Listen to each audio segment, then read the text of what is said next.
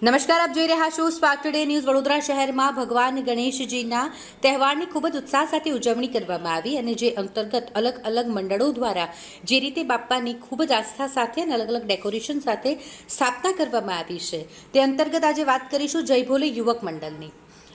Bill ગામ ખાતે જય ભોલે યુવક મંડળ છે, જેઓ બ્રાહ્મણ ફળિયા ખાતે બાપાને બેસાડે છે। બાપાની તેઓ દ્વારા ખૂબ જ આસ્થા સાથે પૂજા અર્ચના કરવામાં આવી અને બાપાને વિદાય પણ આપવામાં આવી।